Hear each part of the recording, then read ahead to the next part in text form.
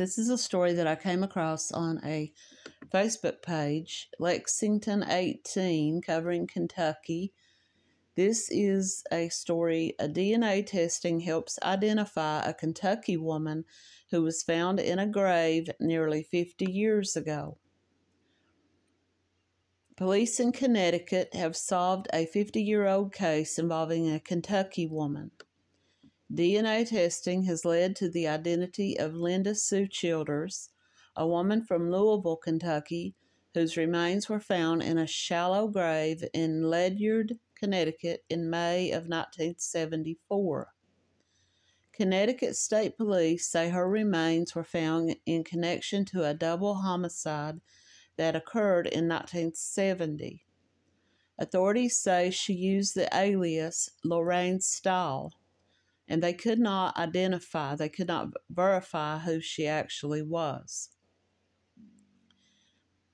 NBC reports that state police arrested the homicide suspects, and they were convicted, and they have died since this took place 50 years ago.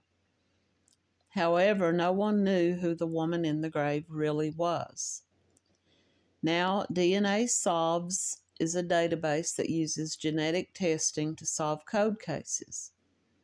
The case was entered into the National Database of Missing and Unidentified Persons in July of 2011. The website reports that forensic evidence was submitted to Otham's Labs in Texas in July of 2022. Scientists extracted DNA from the remains, and they found potential relatives of Childers. Once a family member of Childers also provided DNA, authorities were able to confirm her identity. DNA Solves reports that Childers has a daughter and a sister, and they were notified of her identification. And this was a double homicide, and she was buried in a grave. The victim, Linda Sue Childers, and it goes on to say about the DNA evidence, she was 24 years old at the time of her death. She was found alongside a bank robber, Gustavus Lee Carmichael. They were both found in this grave. They'd been murdered in Connecticut in 1970, and their remains were found in 1974. Investigators believe the two of them were killed on December the 31st, 1970. They were on the run at the time, as Carmichael had recently escaped custody and had robbed multiple banks. They were staying at the home of Richard DeFreitas and Donald Bryant, who were fellow bank robbers. They were given false ID cards, false identification papers, and they were known as Dick and Lorraine Stahl. However, Childers confided in DeFreitas' wife that she was afraid of the lifestyle they were leading. When DeFreitas learned about her fears, he told Bryant, and they agreed to kill the two for fear that they would rat them out. They thought that if they were ever caught, she would rat everyone else out. Childers, DeFreitas and Bryant fatally shot Carmichael and Childers and dumped their bodies, which remained undiscovered for over 3 years. The two men were eventually convicted of the murders, and they have died in prison. But Childers' identity remained a mystery, as investigators realized early on that she was not Lorraine Stahl. Connecticut Chief Medical Examiner sent the DNA evidence in, and her identity was discovered. Now, so they knew who the man really was. I'm assuming, even though he was also using a false identification, they apparently knew who he was. And that's really all I could find on that story, but I thought that was interesting, and it goes to show how DNA can solve crime, and not just, all these years later. This is from Reddit.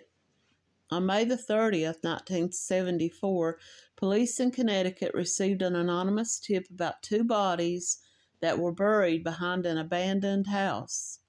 Police went to the home and uncovered the bodies of a man and woman. The man would later be identified as convicted bank robber Gustavus Carmichael, who he had escaped custody and was on the run. While he was on the run, he met the woman and they began to go by the names Dick and Lorraine Stahl. They were both murdered on December the 31st, 1970, and buried behind the house. In 1976, Richard DeFreitas and Donald Bryant were convicted of the murders. Lorraine would go unidentified for 50 years.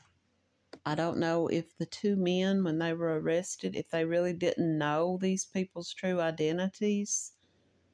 Maybe they didn't know hers, because he had met her somewhere along the way. How she ended up getting involved with these people, I don't know. DNA breakthrough has helped solve a decades-old case in Virginia and led to second-degree murder charges being filed against a New York man. Now, this is the story of Robin Lawrence. In November 1994, 37-year-old Robin Lawrence was found stabbed to death inside her home in Springfield, Virginia. While investigating the case, crime scene detective Mark Garman collected a piece of forensic evidence that was kept for decades, and is the reason why our killer is in custody today.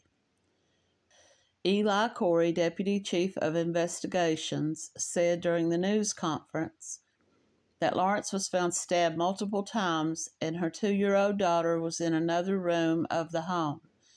When detectives began to process the scene, they collected DNA evidence. It did not match any sources in the police's database, but in 2019, the DNA was submitted to DNA testing company in Virginia. They were able to develop a profile and began to search genealogical databases, which helped them to establish a family tree. They were ultimately led to Stephen Smirk, age 51, of New York. Once Smirk was identified, police began using digital composite sketches from the DNA technology company Parabon Nanolabs to estimate what Smirk may have looked like at the time of the crime. That image was compared to photos of Smirk as a younger man. Detectives traveled to New York and spoke to Smirk and collected a DNA sample. Davis said that the detectives also left a business card, and they returned to their hotel. Smirk called them and confessed to the crime. He said, "I want to talk, and I want to talk right now," Davis said. Smirk then turned himself into a local police station. Detectives had a consensual conversation with him where he confessed to fully describe the killing and robbing of Lawrence. Corey said that the crime was a random act with no connection between Smirk and Lawrence. Davis said there is no relationship between the two and that Lawrence was targeted randomly. Davis also said that Smirk had zero criminal history and that this was the first time he had ever been arrested. So the original DNA profile was used by Northern Virginia-based Parabon Nanolabs to create this sketch, which matched similar photos of Smirk in high school and when he was 26. That's when detectives traveled to Niskayuna, New York, just outside of Albany, to continue their investigation. When they arrived at Smirk's house, he just happened to be taking his trash out. Investigators say the software engineer, father of two, agreed to provide DNA swab samples, but it was a call that Smirk made to Fairfax detectives that assured them that they had found Lawrence's killer. He talked about killing Robin. It was a full confession. Smirk was an active duty Army member living at Fort Myer when he killed Lawrence, who was a complete stranger, according to police. He chose her seeming. This is from the Washington Post, and this was dated back in 1995. So not long after this woman's murder. A green frame house nestled on a wooded cul-de-sac stands lifeless, its white blinds drawn. A glimmer of sunshine seeps through into the empty rooms where the freshly painted walls once adorned with African masks and paintings of love and life. The rooms are now barren. The baby girl's cries that once filled the house are a memory, like the family that once lived there. Like the wedding held there just after Christmas, when Ollie and Robin Lawrence exchanged vows in their living room, amid a sea of red poinsettias. It died along with Robin Lawrence on a cold night in November when a knife-wielding attacker killed her in a violent rage, just 5 days before her 37th birthday. Now, 5 months after her body, stabbed and slashed repeatedly, was discovered in her home by a friend, her slaying remains a mystery. Friends and family members find it difficult to understand why anyone would want to kill a woman who was so well liked and respected. I can't rationalize someone who knew Robin who would want to come into her home and kill her, said Ollie Lawrence in a recent interview in his home. Fairfax County Police say they considered Lawrence to be a suspect in his wife's death, even though the U.S. Air Vice President was in the Bahamas the weekend she was slain. So what they're saying is that he worked for U.S. Air and that he was working that weekend in the Bahamas. They may have thought that he had hired someone to come in and kill her while he was out of town to get an alibi. We now know that that's not the case. Lawrence said it was unthinkable. It really blows my mind. I lost someone so dear to me. I'm a victim of a homicide, and before I can even begin to grieve, I have to face the allegation that they think I was the responsible person. I get concerned that they may be spending too much time investigating me while the real murderer gets away, and this is exactly what happened for 30 years. Officials say spouses are often considered suspects when their mates are killed. There were no signs of forced entry, and they believe that Robin Lawrence may have opened the door for her attacker, or that the attacker may have had a key. Well, we know he did not have a key. The nature and severity of her wounds indicate it was a crime of passion. There was no clear motive. There was no sexual assault or burglary. But now in the other article that I read, it said that he did burglarize her or that he stole from her. As the killer viciously stabbed Robin, she fought back. In the end, her body lay in a blood-splattered bedroom, the only room in the house that showed any signs of a disturbance. I believe that this man maybe broke into her house. Maybe she left the door unlocked. I don't know. But he probably very quietly followed her and looked for her and found her in the bedroom. Or she ran into her bedroom and he followed her in there and murdered her inside this one room. Did he not get covered in blood? Were there no blood? Any other signs of blood that came from her onto his clothing? How did he get out of her home that night with no one seeing him? Police investigated whether she might have been slain by a lover, but they found no evidence that she had a boyfriend. Her husband said that any question that she was having an affair is irrelevant. Someone still murdered her, and he wanted to know why. It didn't matter who it was or if it was a boyfriend or not.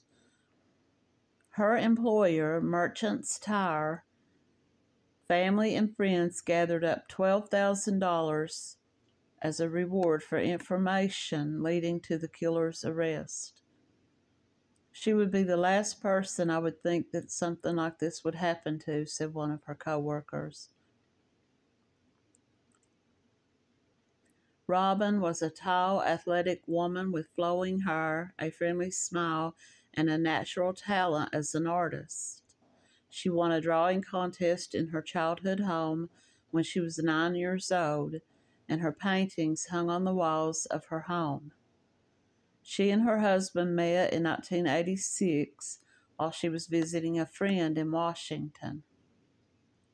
The two of them enjoyed going biking together and playing tennis. On the Friday morning before Thanksgiving, Ollie had to travel to the Bahamas on business. Robin worked that weekend and then did some shopping with her baby and dropped her off at her nanny's at around 6:30 p.m. Ollie said he called home late Friday, but there was no answer. Saturday morning came and he was still unable to reach her. He called her friend and told them of his concern. At around 11 a.m., a friend went with the police to her home, and the weekend's papers lay at the front door. They knocked on the door, rang the bell, but no one answered. And they were able to get inside the home, and this is when they found their friend's dead body. This is from 2023. Police in Fairfax County, Virginia have made an arrest in the cold case slaying of a mother who was stabbed to death a few days before Thanksgiving 1994. Stephen Smirk, 51, of New York, is awaiting extradition to Virginia on second-degree murder charges in the killing of 37-year-old Robin Lawrence. Detectives collected DNA evidence at the time and uploaded it into CODIS, but there were no matches, and the case eventually grew cold. Smirk gave in detail his involvement in the slaying. He talked about killing Robin, and he also provided other details. He gave a full confession. He is now being held in New York as a fugitive from justice and will be extradited to Virginia. Maybe what happened there that night, maybe this woman fought back and he slashed her and stabbed at her until she was dead, because he knew if he didn't that he was going to get arrested. And maybe that was enough for him to turn away from that, desire to do that again. Smirk was honorably discharged from the Army. He was married and had 2 high school-aged children.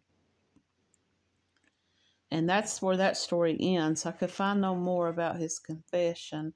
I will continue to look and see if I find anything else about what he may have said his motive was, or why he did this, or if he was eventually charged with this crime and what his sentencing was. I want to move on to this next case that was solved using DNA. Granger County, Tennessee. A woman's remains were found in rural Granger County in 1996. It would take authorities more than 20 years to say for certain who she was. Rutledge, Tennessee. With its abundant gullies, hills, forests, and thickets, East Tennessee offers thousands of places to dump a body. In the summer of 1996, a killer knew exactly what to do with Brenda Clark. We're in an area of Granger County known as Powder Springs. This is the old road. Just off this rural stretch on Joppa Mountain is a swath of wood holding a secret found in a box. A big-sized box, sort of like a stove or a refrigerator, or that type of a bigger box. In and around that box, found some 400 feet off the roadway, the remains of a woman. Sheriff James Harville remembers the call. 1043 in the area of Dale Road. A call placed more than 25 years ago, on September 29, 1996. Then, a young deputy, Harville, rushed to the scene where hunters made that grisly find. Whoever put this body there knew the area and or had haven't been from the area. Whoever did her. Someone taped together a large cardboard box and left her some 400 feet off of a remote mountain road in the Powder Springs area of Granger County. She rested there in the thick woods for weeks until hunters found her in late September of 1996. The location has proved to be one of the few clues in the killing of the Knoxville woman. Who killed Brenda Clark? Law enforcement has just started to answer that question. They're glad they can finally say who she is. Patience and diligence, leaps in science, and the serendipity of having a twin sister all helped identify her. The TBI hopes the public will help them finish the job and catch the killer. Every person deserves to have their name back.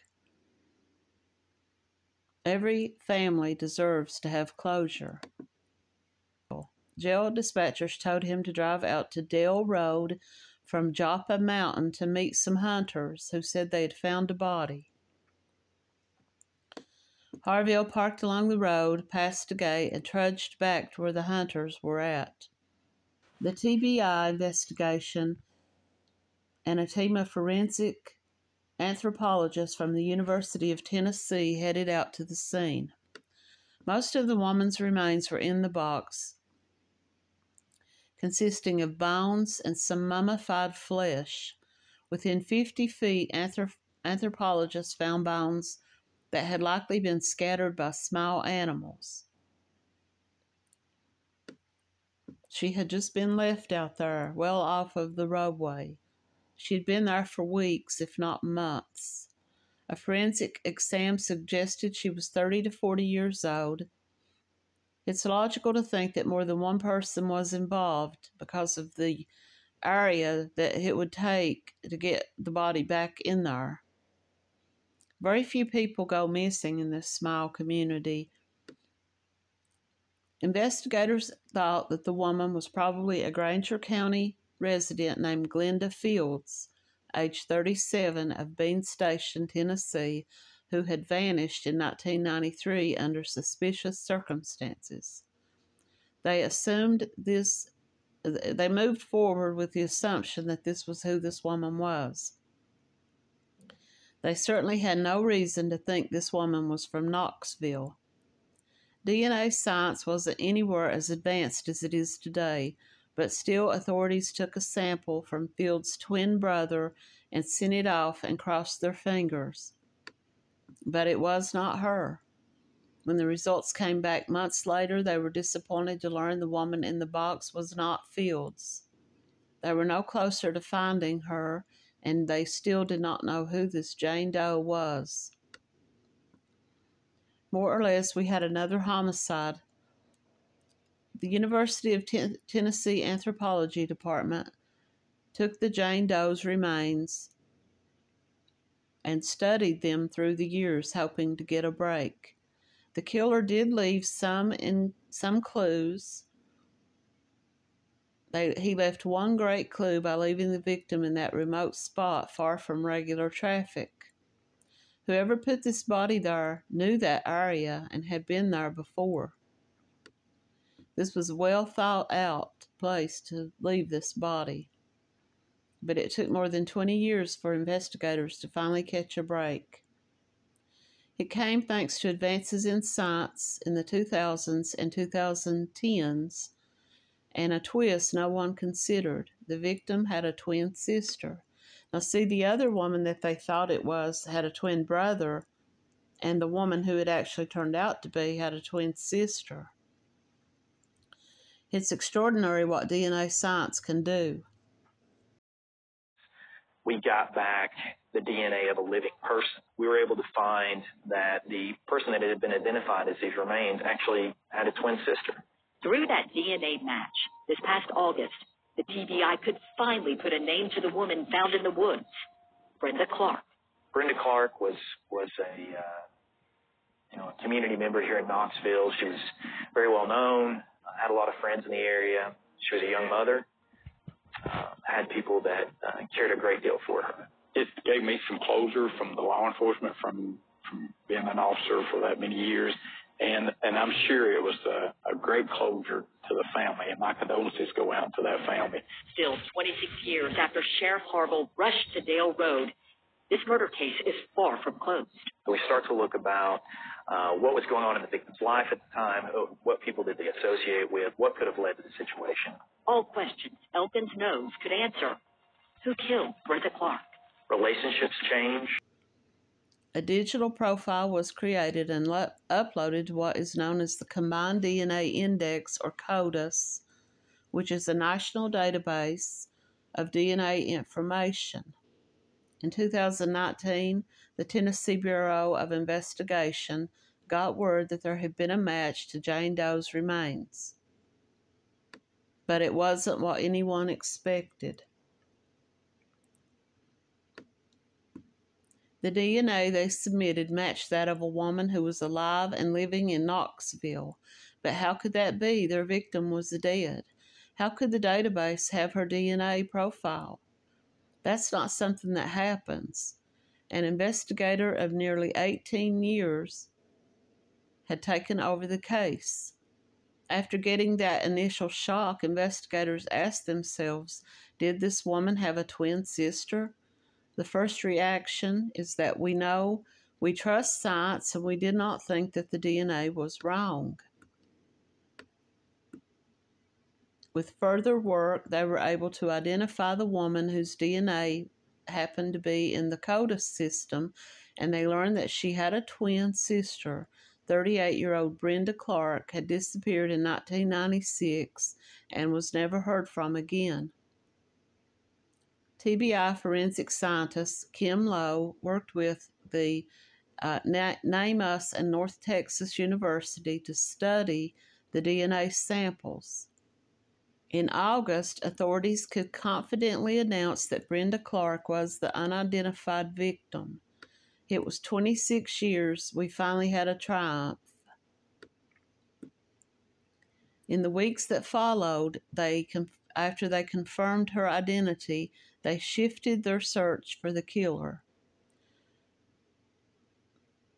They began to reveal some possible suspects, but he declined to be specific.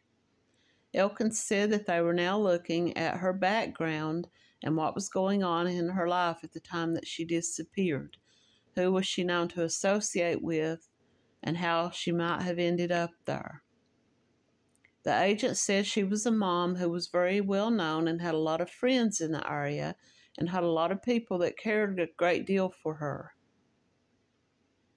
Investigators have gone back to the beginning, taking a new look at this case.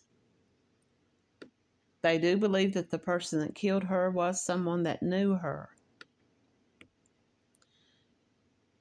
The crime itself may have happened somewhere else, said the sheriff. It just may be that this was the place that they chose to dispose of her body. The TBI and Granger County are asking for the public's help in gathering everything they can about Clark and the people she was known to associate with. And they give their phone number, 1-800-TBI-FIND.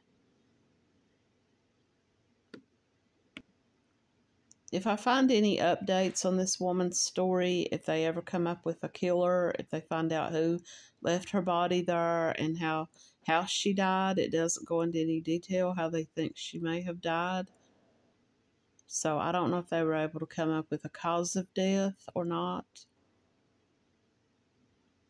And like they said, the murder itself may not have been committed there where her body was found.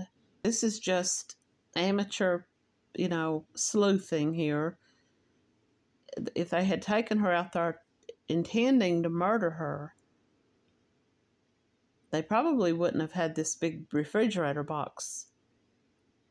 So I believe that she may have been killed in someone's home or at a different location, and her body may have been placed in this box and driven out there, maybe even in broad daylight, because people would just say, okay, somebody's going to go throw away an old cardboard box. And I don't know if anybody came forward and said they remembered seeing anybody driving any, vehicle around that area at that time with this type of box in it.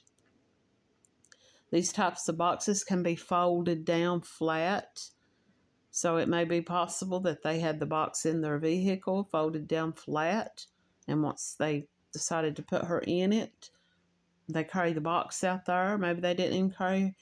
I don't know. I'm going through some different scenarios in my mind, thinking how they may have gotten her out there. But as of right now, this is a cold case, unsolved murder, and I will continue to look for any updates on it. Thanks for watching.